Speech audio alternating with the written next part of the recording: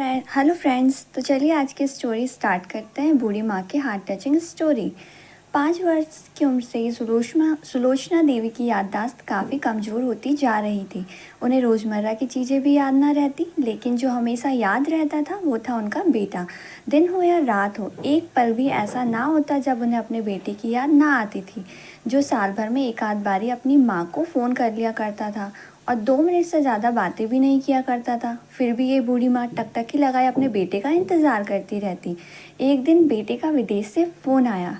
Hello hello, सुन रही हो ना माँ? अनिल बोल रहा हूँ, तुम्हारा बेटा। कैसी हो माँ?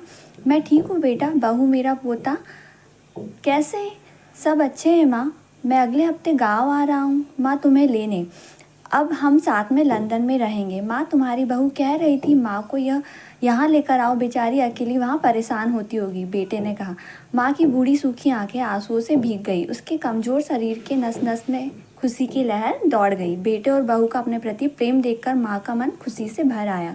बेटे ने आगे कहा, माँ तैयार रहना, मुझे ज़्यादा दिन की छुट्टियाँ नहीं हैं। जिससे जितने पैसे लेने लेकर रखना, तब तक मैं प्रॉपर्टी डीलर से बात कर लेता हूँ घर के लिए। घर के लिए? माँ ने पूछा। हाँ माँ, गांव का घर हम बेच देंगे। अब हम साथ में ही रहने वाले हैं, तो वहाँ पर घर रखने का कोई मतलब नहीं है। कोई मतलब नहीं है, बेटे ने कहा। बुढ़ापे की वजह से ठीक से चलने में असक्षम माँ ने पूरे मोहल्ले में घूम घूम कर अपनी इस खुशखबरी को सबको सुनाया। सभी को खुशी हुई। सबको लगा माँ जी के आखिरी दिन अपने परिवार के साथ खुशी से बीत जाएंगे। घर वापस आकर माँ ने अपने घर के कोने कोने को ऐसे देखा जैसे वह अपने दूसरे बेटे को देख रही हो। देखे भी क्यों ना, उस घर को अपने बेटे से कम थोड़ी समझा था। अपने पति के साथ 40 साल यहीं तो बिताए थे, लेकिन अब मजबूर थी। बुढ़ापे के आखिरी साल बेटे और बहू के साथ बिताना चाहती थी। दिल पर पत्थर रखकर घर बेचने के लिए माँ तैयार हो गई।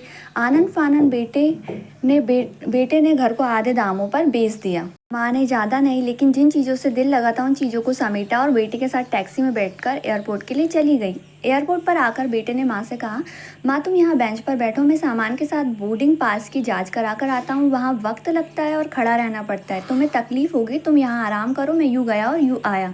माँ बेंच पर बैठ गई और बेटा अंदर चला गया। काफ़ी समय हो गया था, बेटा वापस नहीं आया। माँ सोचने लगी ज़्यादा भीड़ होगी इसलिए देर लग रही होगी। अंधेरा होने को आया था तब तो लोगों की चहलकदमी थी भी, अब तो चहलकदमी भी कम होने लगी। माँ को चिंता होने लगी। एक कर्मचारी आकर पूछा, किससे मिलना है माँ जी आपको? यहाँ क्यों बैठी हुई हो? डरती हुई आवाज़ में सुलोचना देवी बोली, मेरा बेटा अंदर सामान की जांच कराने गया है, लंदन जा रहे हैं हम। क्या नाम है माँ जी आपके बेटे का? कर्मचारी ने पूछा। अनिल नाम है बेटे का, अब सुलोचना देवी ने बताया। कर्मचारी अंदर गया और थोड़ी देर से बाहर लौटा। उसने सुलोचना देवी से कहा, माँ जी लंदन जाने वाली फ़्लाइट तो दोपहर में ही जा चुकी है और आपका बेटा भी उसी फ्लाइट में बैठकर लंदन जा चुका है। अब आपके यहाँ बैठने का कोई मतलब नहीं है, आप भी अपने घर चले जाइए। क्या जा चुका है? मैं घर जाऊँ? घर? माँ की आंखों में आंसुओं का सैलाब उठने लगा। जैसे तैसे माँ घर पहुँची तो अब उसका घर था ही नहीं, बिक चुका था। वो वहीं बरामदे में तुलसी के पास सो गई। घर के नए मालिक को उस पर दया आई और एक कमरा किराए पर उसको दे दिया। पेंशन के पैसों से खाना और किराए का बंदोबस्त हो जाता था। दिन बीतने लगे। कुछ दिन बाद घर के नए मालिक ने सुलोचना देवी से कहा, माँ जी आप अपने रिश्तेदारों के यहाँ पर जाकर क्यों नहीं रहती हैं? इस उम्र में आपके लिए वही अच्छा होगा। अच्छा तो होगा, लेकिन अगर मेरा बेटा वापस आया तो उसका ख्याल कौन रखेगा? मेरा बेटा बहुत ही भोला है, उसे अपना ख्याल रखना नहीं बिल्कुल भी नहीं आता। मैं कहीं नहीं जाऊंगी, क्या पता कब उसे मेरी ज़रूरत पड़ जाए, माँ ने कहा। दोस्तों सच बता रही हूँ, माँ की ऐसी बातें सुनकर मेरी आंखों में आंसू आ गए। किसी ने सच ही कहा है, किसी ने पूत का पूत हो सकता है, लेकिन माता को माता कभी नहीं होती। दोस्तों आप सभी से हाथ जोड़कर विनती करती हूँ कि माता पिता की जितनी हो सके सेवा करना, उनके साथ बुरा बर्ताव कभी नहीं करना। तो यही थी आज की स्टोरी। आई होप कि आप सभी लोगों को मेरी स्टोरी पसंद आई होगी। अगर आप लोगों को मेरी स्टोरी अच्छी लगी तो प्लीज़ मेरे चैनल को लाइक शेयर एंड सब्सक्राइब ज़रूर कीजिए और बेल आइकन को ज़रूर प्रेस कर लीजिए, ताकि मेरी आने वाली सारी वीडियोस की नोटिफिकेशन आप तक पहुंच सके।